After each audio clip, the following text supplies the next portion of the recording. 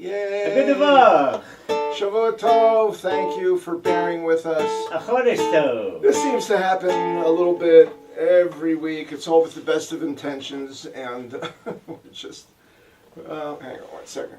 Who has to go which way? You have to go that way a little bit. You want me out the door? Sure. Just a little bit. It's fine. There we go. Perfect. Perfect. See that? All right, there we go. Everybody can see us. Shavua Tov, everybody, and Chodesh Tov. Only 25 more shopping days left till Hanukkah. Anyway. But the jelly donuts are going to be made after Thanksgiving. Oh, ooh, they'll be stale. Anyway, we're calling the show Nach Nachman on Uman's door. For those of you who don't quite get what that's all about. For the moment, too bad, you'll have to ask somebody. But essentially, it's a little bit of a take on knocking on heaven's door. And we didn't finish the lyrics tonight, but we're just going to do the chorus. You ready?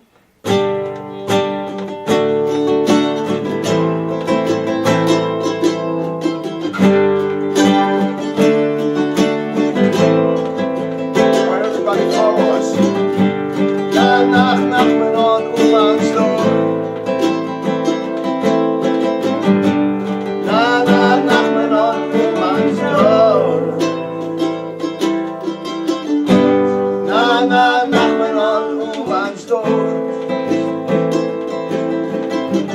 Yes, we were there. Rabbi Nachman just passed Rosh Hashanah. And Nach Nachman on Uman's door. Let's try this.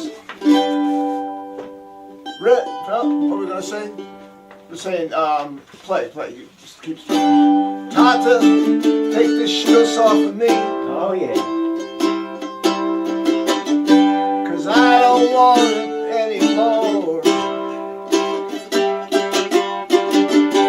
It got dark, too dark to see. That's why I'm knocking on Uman's door. Knocking on Uman's door. Knocking on Uman's door. Come on, sing along now. Knocking on Uman's door. Knocking on Uman's door. Again, come on. Rebbe, take these sleepers off of me. They held me back, and I don't want it no more. It got dark, so dark I could not see. Can somebody turn on the light? Yeah. 'Cause now we're knocking on Uman's door. Alright, Zizi, let's go. Knocking on Uman's door. Yeah. Knocking on Uman's door.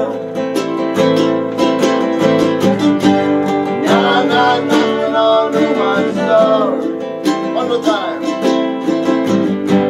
Knocking on Uman's door. Oh, be open. All right, that's our opening tune for tonight. Let's go. Oh, yeah. Little A minor action here. Yiftach libeinu b'torato. Yiftach libeinu b'torato. Hey, hu! Yiftach libeinu b'torato. Yiftach libeinu b'torato. V'yaseh b'libeinu ahavata. Yirato v'asot zono. Yaseh b'libeinu ahavata.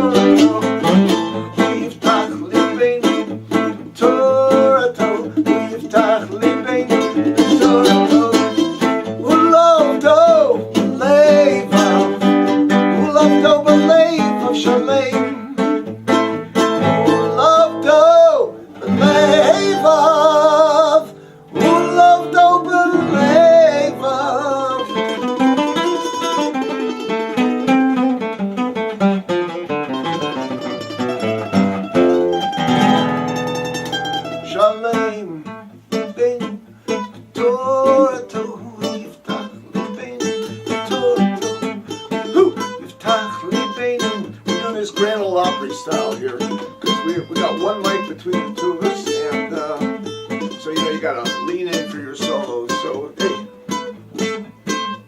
lean in. There you go.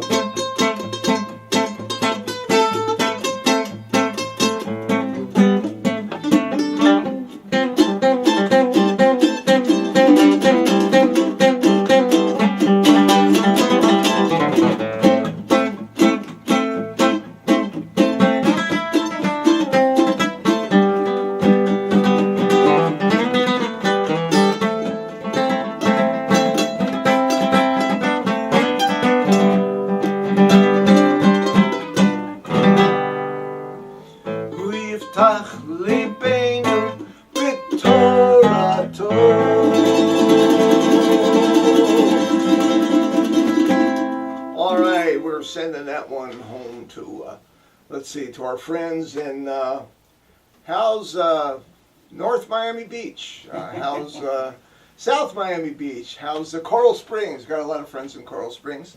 Right, Zahava? And a bunch of good buddies over there. And, all right, I hope you folks are still there hanging in there.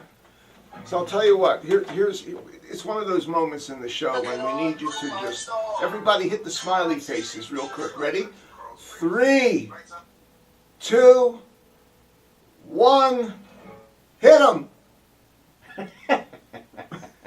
There's none. Come on, hit the smiley faces, please. There's none. Come on, my dopamine levels are Nobody's falling. smiling. Oh, there they come. Mwah! It's a beautiful thing. I'm telling you, it's like, it's this thing in the brain, this dopamine, which just like, all of a sudden, I'm alive again. Thank Wow. God for smiles. Oh, I'm telling you. Thank God for smiles. Patty Duke didn't understand when she was at the Academy Awards that time. She flew around in a nun's Yeah. gown. So she gets an Academy Award. She says, "You really do like me." If only she knew. But anyway. Yeah, is this guy like a Jewish Johnny Carson? So that makes me like the Hasidic Ed McMahon. That's right, Johnny. You're doing a great job, Johnny. All right, here we go. Karnak the Magnificent. All right, let me read. Let me see. I can't say it in public. Okay, that's fine. That's a good one, Johnny. By the way, here's some delicious grapes. Are those psychedelic grapes? Yes, and you're gonna make a bracha. Okay. So all the folks at home can hear you make a bracha. That means I'm going to do I'll pay roads afterwards. Yeah. Okay. Baruch atah Adonai Eloheinu melech olam borei pri ha'etz. Amen. Very good. See, they're like really like nice, fresh grapes. That's good. Yeah, I made a bracha before. That's good. All right. You can't have enough brachas in this world, you know what I mean? Nope. You know what? Wait, you know what? Wait, you say what first? I was gonna say let's take a trip down memory lane and do a little instrumental thing that you had done that has been just haunting me. Okay. Haunting me. Okay. We're going to explore our impressionistic instrumental That's right. prowess here. And if it looks like I don't know the song, you're accurately accurate. Is that something? You know what? It's all very cosmic. There is no real knowing anything, right? I mean, what do we know? We think we know. Zero practice has gone into the making of the show. Zero practice. And we're going to change that. We're going to change that. So if anybody wants to trade me a mandolin I have a violin, brand new. I'll trade for somebody's mandolin. But I sold mine. This is Abraham's. Call me up. Go to my website. Ludwig's House of Violin. That's a shameless plug. .com.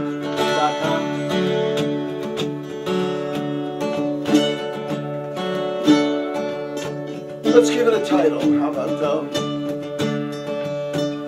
let's see. This is my favorite. Let's call this Tikkun. How's that? I like that. That's good.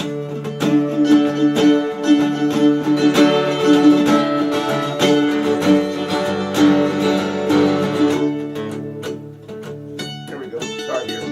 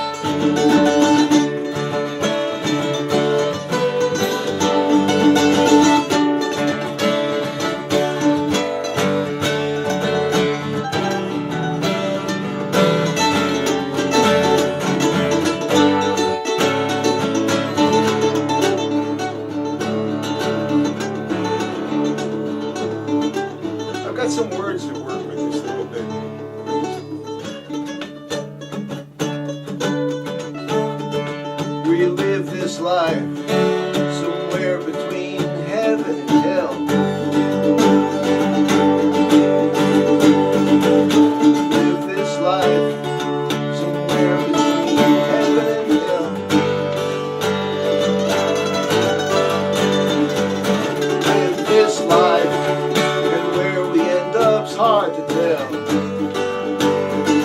It all depends on how we spend these final days. Yes, it all depends on how we spend these final days. We lose our minds trying to find something to sell. Lose our minds trying to find something to sell. Lose our minds and think we'll be saved by the bell. It all depends on how we spend these final days. Yes, it all depends on how we spend these final days. Just before Mashiach comes. Let's go.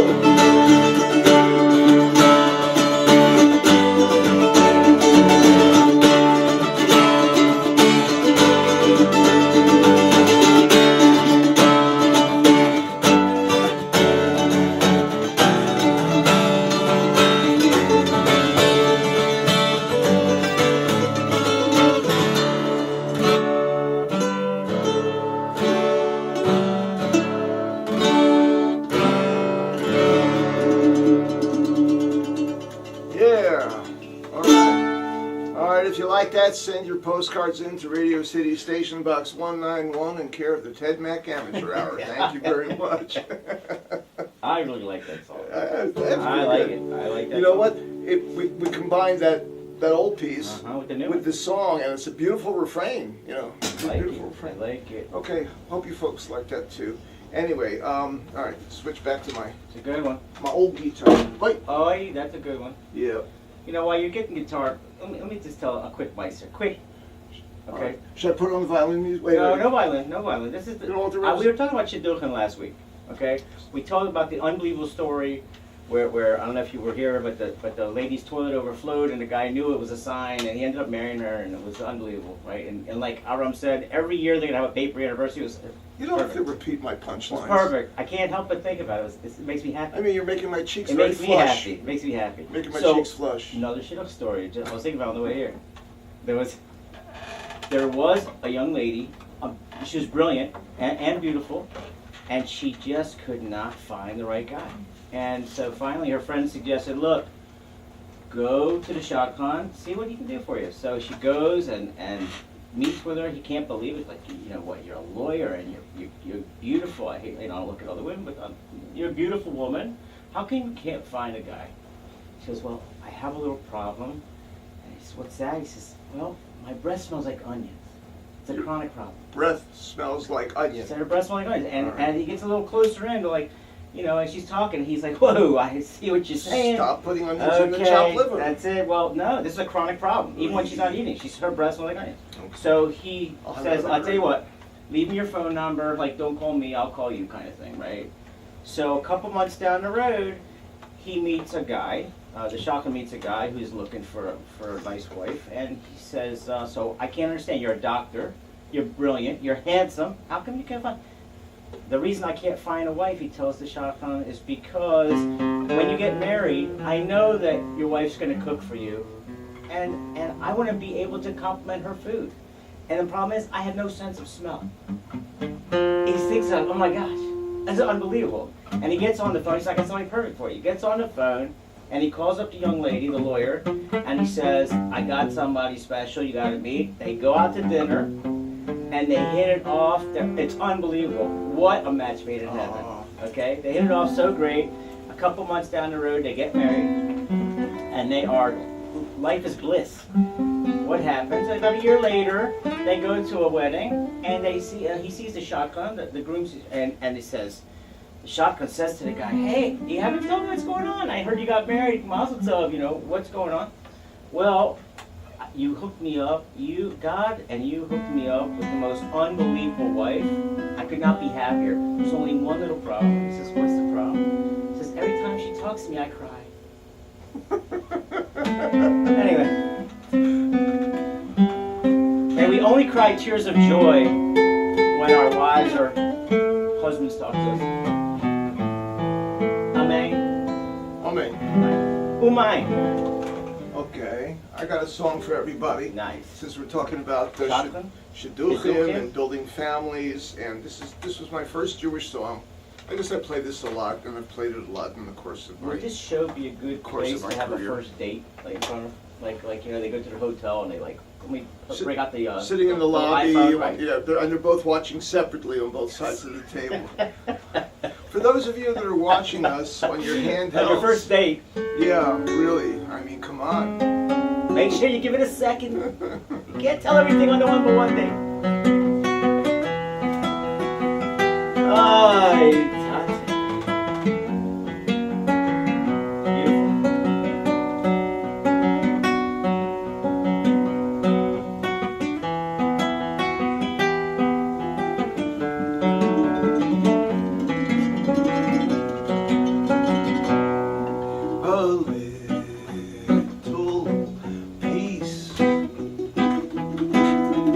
Day of rest and ease. No more the race. Each man's a king in his humble place.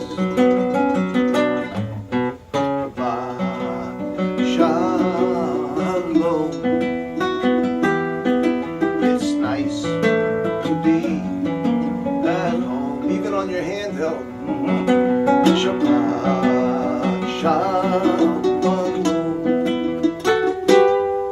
It's nice to be at home. Shabbat Shalom. You'll hear your children sing. Shabbat Shalom. It means so many things, like Iman, Ayman, Abba, Ayaba. Oh, oh, oh, oh, oh.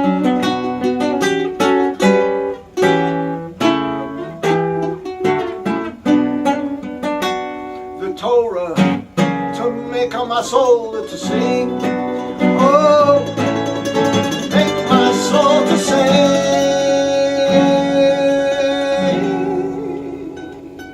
Shabbat, Shabbat Shalom. It's nice to be at home. Shabbat Shalom. It's. Let me hear you out there. At home. Oh, at home.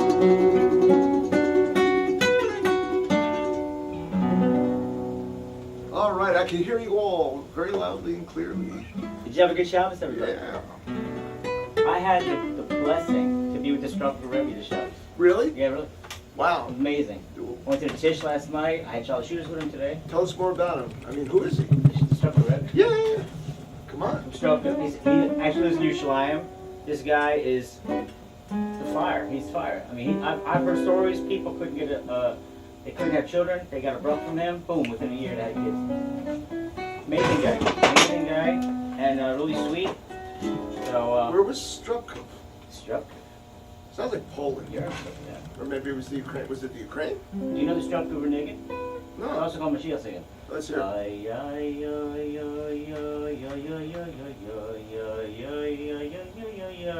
Ay ay ay ay ay ay ay ay ay do. Lady die die die die die die die die die die die ba ba ba ba die die die die die die die die die die do. Oh ho yum, ba ba ba ba die die die.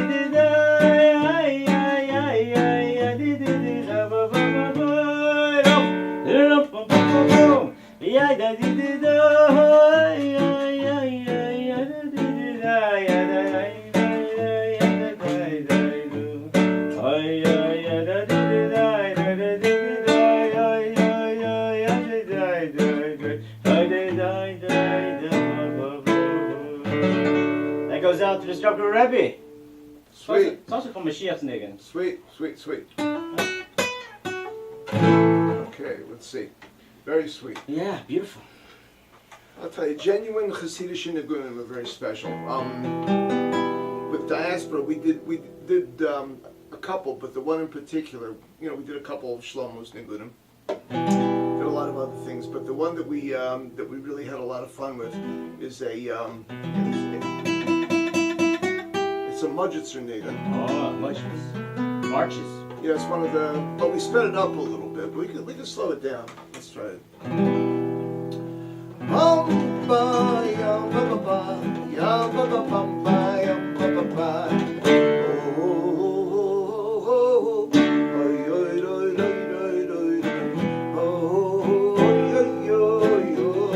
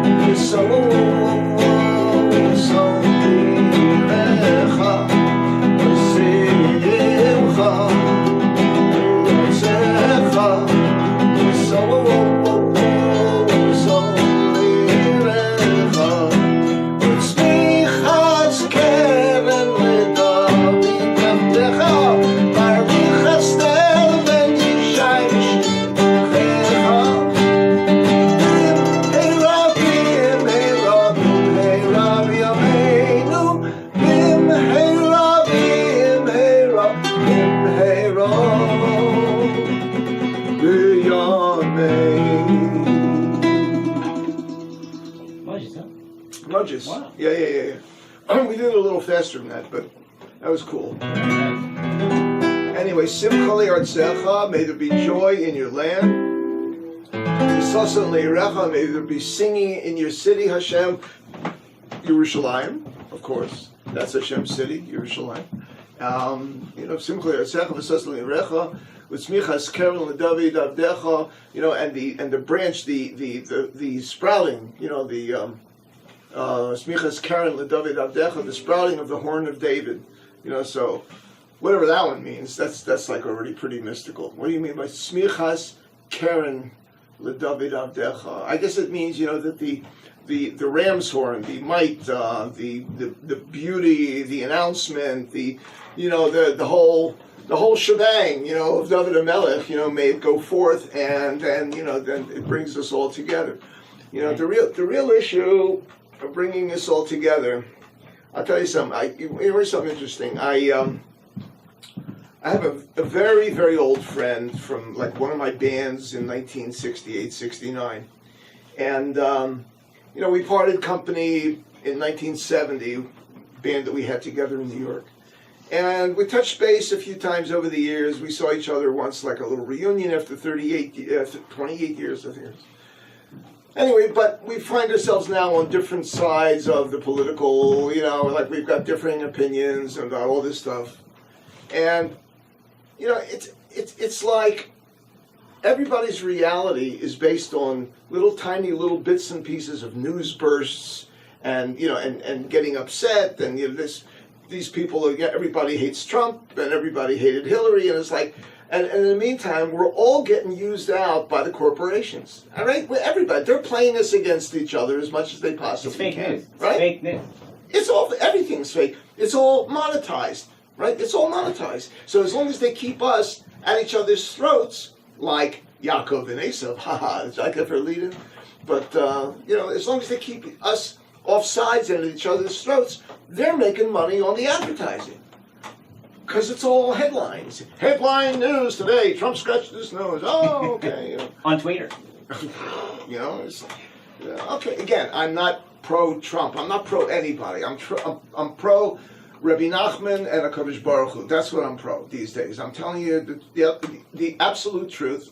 And for those of you that think I got a little blitzed out in Uman, correct. And so what? Politics are politicians. So, it's just like, why, after so many years, and then, we're all like arguing. Rabbi Nachman says this world is like falsehood. It's all falsehood. But you're talking about Simcha, right? Simcha Atzenu, right? Yeah. Rabbi Nachman, what does he talk about? You gotta be besimcha. Only good things happen to you when you're besimcha. Speaking to the mic. Only good things happen when you're besimcha. How do we know that? We know that from this parsha.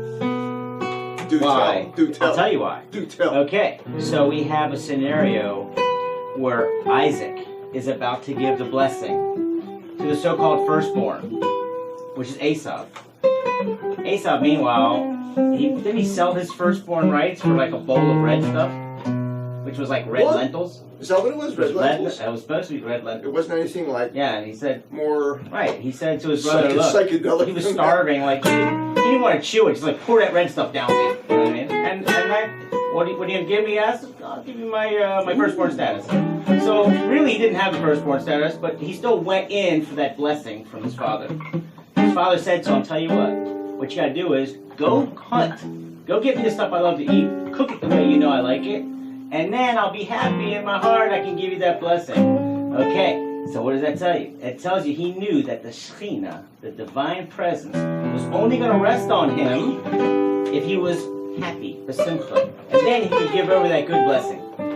See, so we learn that unless we are happy, that the divine presence doesn't rest on us. Really important. And Rabbi Nachman said, you got to be happy, even if you're telling stupid jokes, even if you gotta, you gotta be bummed out. You gotta come to Abraham's every week. You just gotta come, be happy, besimcha. I hope everybody's watching is happy. And if you're not happy, maybe so the popcorn's burnt. You are tuned in to Nach Nachman. Uman? Uman. Knock, knock. And By the way, we've been knocking on Rabbeinu's door here tonight. We're trying anyway, right? Wouldn't it be amazing if we chartered a plane with all our viewers, we all go to Uman together? Are you ready? Are you ready? Everybody, close your eyes. Ready? Close your eyes.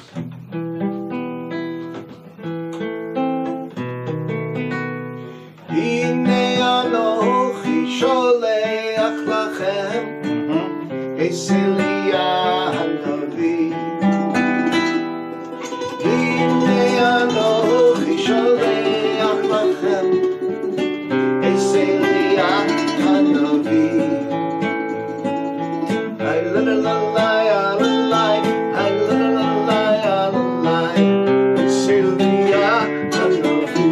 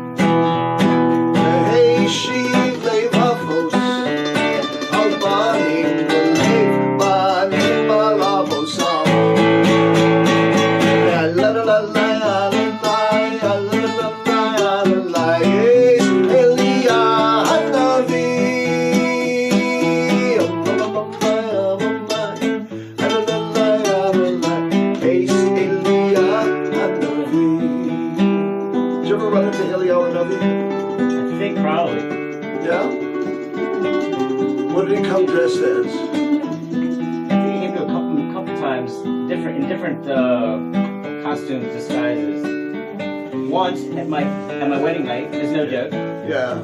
Some stranger guy came in. There was only like 50 of us in a little banquet hall, and I had no idea who the guy was. And my first impression was, who invited this guy? Does anyone know who he is? Right. Get him out of here. Yeah, exactly. And this guy was like, I don't know if he was like asking for money, or it was like, he looked a little disheveled.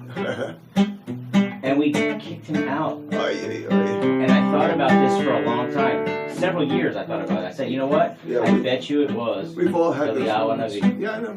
Why couldn't I just fed him some schnitzel? There was plenty of schnitzel. I took home schnitzel for 2 weeks. I was eating schnitzel. Why couldn't I? You never know who's Eliyahu Hanavi. You know what I mean? I'll tell you what I think happened to me. So Terrible. my last band was called Freehand. We were living in a rock and roll commune in Spring Valley, New York. And right next door to this, well, what it was an old abandoned hotel property with a couple of houses and a band, and we had our crazy little commune. And right next door to us was a Shomer Shabbos nursing home, a little small nursing home, and there was a common driveway between our two properties. It was really more on their side of the road than ours, but it was a open drive, and there was a cut in like onto the property where the band lived. And sometimes I would go up that road, not knowing that it was Shabbos, And one time, the owner's wife came out to me very sweetly, very, very nicely, and said to me, "Do me a favor. Are you a Jewish boy?" She says to me. And I said, "Yeah." She said, "Saturday is Shabbos, and we'd really appreciate it if you wouldn't come up this road." And that was the first time anybody said the word Shabbos to me since like my bar mitzvah, right? And here I was. How old was I there? I was about 20. I was 20 years old. And one day, I'm walking down the road, and there's a dead bird on the road, right? Dead bird. And there's an old man with a stick walking towards me. I don't know if he was one of the residents there or not. I'd never seen him before on the road or on the property. A really old man with a really old double-breasted, suit and, Coke bottle glasses. And so I said, I said hello. I probably even said shalom, because I realized he was like an old Jewish guy, right? And he doesn't speak to me, but with his stick he points to the dead bird, right? And he basically indicates to me to move it off to the side of the road and to cover it, right? Like, what a mitzvah, right? Cover the brias, Yeah. So I always think back to that moment, that maybe that was the first real mitzvah I had done, maybe since my bar mitzvah, right? That I did something which had something to do with respecting the creation, and I said, well, maybe that was my Eliyahu Hanavi, moment. Maybe, you never know. One thing's for sure, it was a mitzvah moment, So beautiful. And so I think that we all have those moments, right? So we can all think, to some special moment when someone or some circumstance, just kind of guided us in a certain way, and we did something that just, opened up all kinds of new possibilities. Bottom line is, I left the band, I left that commune after an amazing week of playing, in the village, at the village gate, very successful. I woke up after the weekend of, partying and acting stupid. And that Monday morning I woke up, I packed my bags, I said goodbye, to that guy that I was talking about before, that we're on different sides of the aisle politically. But here's the interesting part of this, listen. So he and I were the two Jews in the band. The other guys in the band were not Jewish. And not that, not that we talked, about anything Jewish or Judaism. That wasn't the talk. We were trying to be rock stars, But for some reason, when I told him I was leaving the band, he was the other songwriter, etc., so I said to him, listen, because I saw he was getting a little bit, getting a little upset. I said, listen, for 1 second, let's step back, let's step outside the reality of this band, let's make a little square around ourselves. You're a Jew and I'm a Jew. I don't belong here. Wow. Something else is calling me, something else is pulling me. I gotta go, right? So that was the first real inkling I had that there was a Jewish voice inside me. There was a Yiddish voice, that what we call that spark of a Jew, that Pintaliyid, right? And you know, that's after that. I was in Israel within 2.5 months after that. God orchestrates the world. Just to backpack on that story, I don't know if you remember, but you remember great guitar player Johnny Rushmore. Yeah. We played together. And I was his bass player for many years. And so we got booked to the Woodstock '99 show. Wow. And I was excited. Told all my family, look, I'm playing bass for Johnny. Come see the show. And some of my relatives flew out and got to New York for the Woodstock '99 show. Night before the show, we're at rehearsal, and he gets in a fight with the drummer. And he gets a new drummer in the last fly, and then the drummer says, the only way I'll play the gig is if I use my bass player, so now I'm out. So all these years playing with him and all this, he says, sorry, you gotta go. Wow. And I was beyond upset, and I didn't talk to him for a couple of years, and then I became religious, observant, and I decided that I would use the Heeb Cow. By the way, Heeb Cow's fantastic. And I go to Heeb Cow, and I punch in that date of Woodstock '99. Yeah.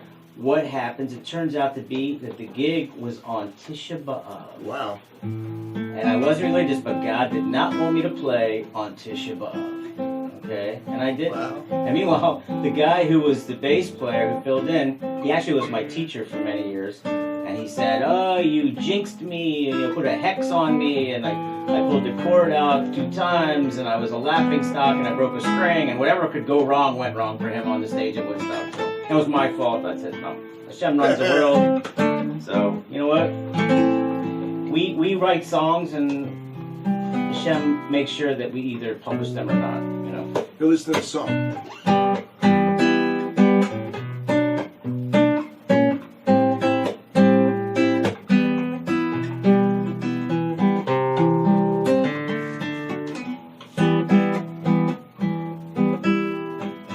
Take me to a place of song and wonder. My weary heart must cry. Help me find some peace again. I've let a lot of time go by. Holding on to things I have no use for. Like clouds, they just pass by. Mountain, judge me, I stand in this valley by the forest of my life. You let me have my way, it seems.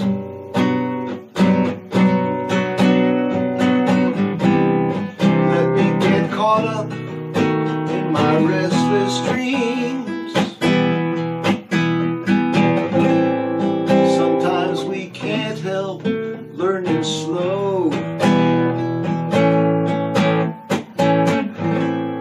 I thought I knew, but what did I know? Tashmi'ini, saw so misimcha, togel no atzomos tekisa, haster ponecho michatoai, v'kol avonosai mechei.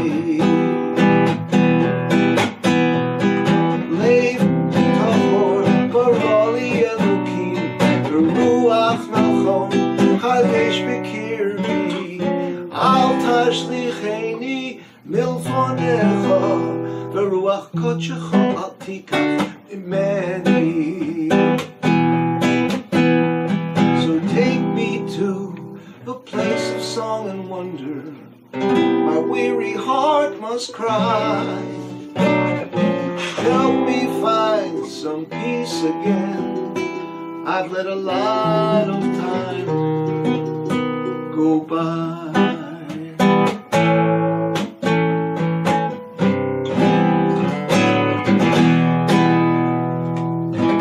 That's powerful, buddy. That Thank you, is man. powerful. Powerful.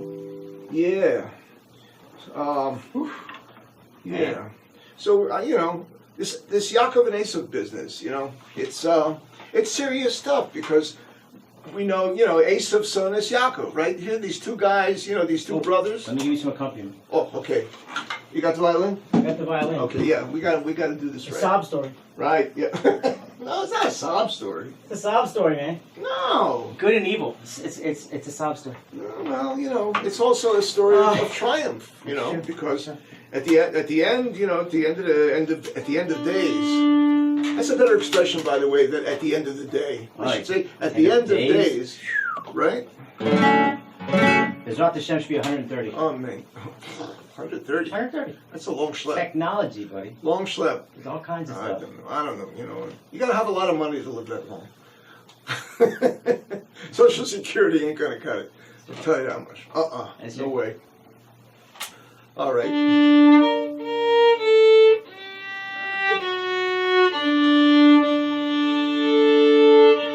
Mr. Benny! Mr. Benny!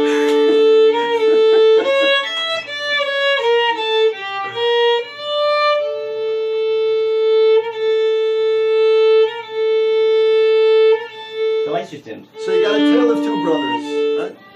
You've got Esav, the hairy guy, and you've got Yaakov, the smooth-skinned, mellow guy, who loves to learn Torah and be spiritual, and Esav, the hairy guy, loves to go out and hunt and kill things and cook them, and he's like definitely the survivor type, back to nature, kind of guy.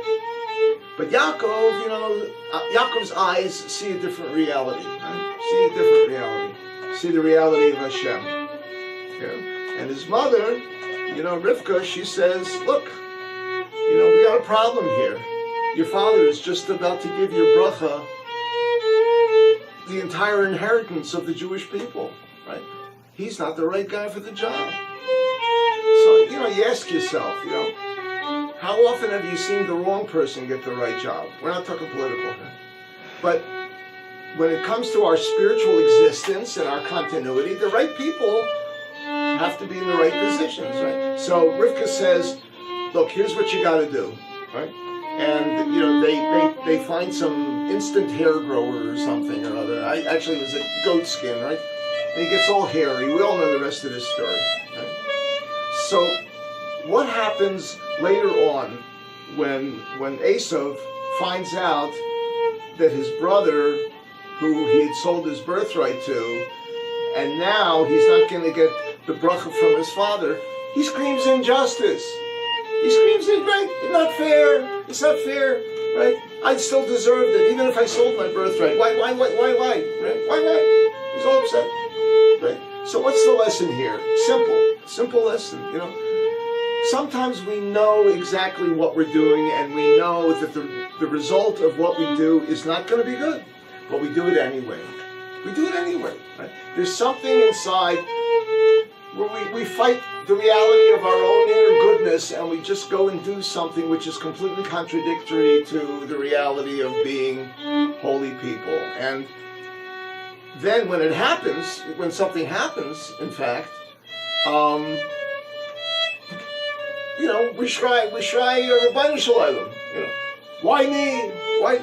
When all we have to do sometimes is stop and be honest with ourselves and realize, there is a result. There's a cause and effect here spiritually, and we have to be honest with ourselves. That's all. It just takes honesty. If we don't run away from ourselves, right? Then why should we end up like Esav? Right? Well, why should we end up like Esav? Who wasn't honest with himself. He wasn't honest with his father. He wasn't honest with his mother. He wasn't an honest guy. He didn't take the real value of his life seriously. He just was in the moment, hunting and fishing and, climbing mountains. And, nothing wrong with those things in and of themselves. But he missed the main point of it. So, I have to say that sometimes, when we meet Jews, and this is, Rachmana litzlan, sometimes we meet other fellow Jews who have thrown away their birthright. They don't want to know about it. I don't believe in God. I don't believe in this Torah stuff. I don't believe in this Jewish people stuff. Leave me alone, okay? The most I'll do is have some gefilte fish or a bagel. I'm just not into it. This God stuff it's not for me. Okay, you believe in it. Good luck to you. But what does that really do to a person when you throw away your birthright? Not that you become an Esav, But you're emulate. You know, we emulate an Esav in a way, right? We're throwing it away. We don't take it seriously. And oftentimes what happens is Jews who throw away their birthright sometimes, unfortunately, become the biggest accusers, you know, of people that are keeping the Torah. They become the biggest enemies of it. There are other stories too. There are other ways to interpret, you know, when a Jew, you know, is showing a lot of opposition to another Jew. But, you know, but in terms of really just throwing away everything, you know, for the temporal, for the immediate, you know, for the pleasure of the moment, it's, you know, it's, you know, so, you know, Rabbeinu is pulling us out of that kind of stuff. You know why? That's the bottom line. They're bouquets of flowers. You know why they're bouquets of flowers? These people are bouquets of flowers. Because why? They look beautiful for what? 2 days, 3 days, a week, right? They're super, you know, they're fine. I'm fine. But because they've been removed from their source, eventually they're just going to wilt and die away. They wither and die. Right? So, you got to stay connected. You got to stay connected. It's the only thing wrong with flowers, you know? They die too quickly. Because you're not connected to your source, man. And I don't like plastic flowers. Here's, That was a beautiful story, by the way, Shkar. Thank you.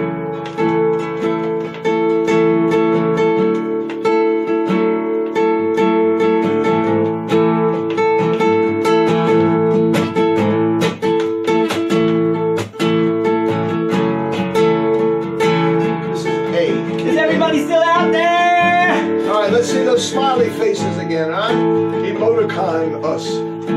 Yivarechecha Hashem, Mitzion, Mitzion. Uray to Yerushalayim. Yivarechecha Hashem, Mitzion, Mitzion. Uray to Yerushalayim.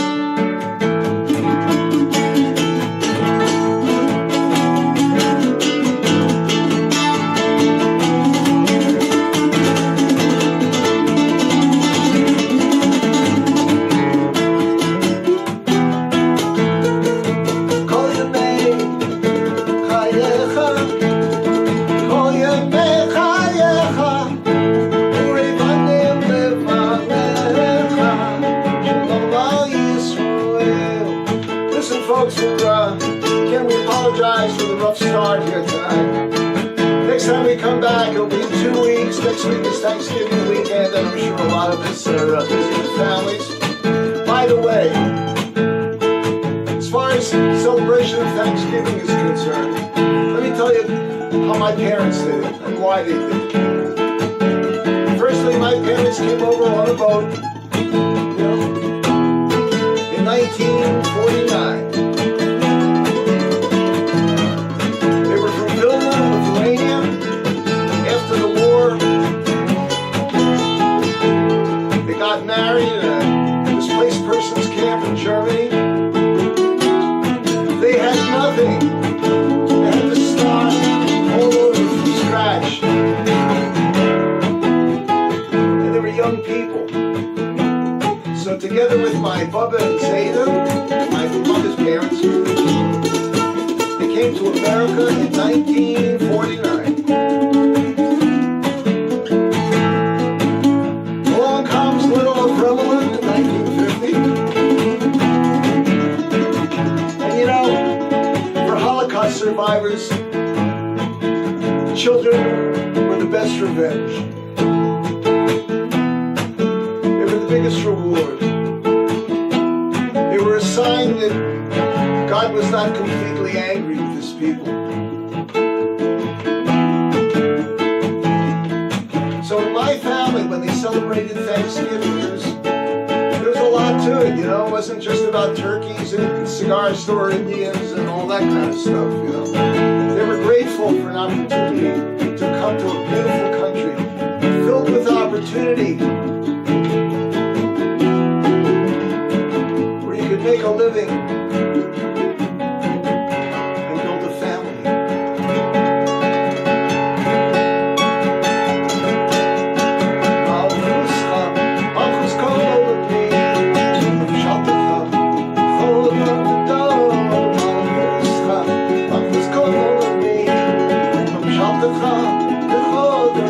It's a time when we thank Hashem.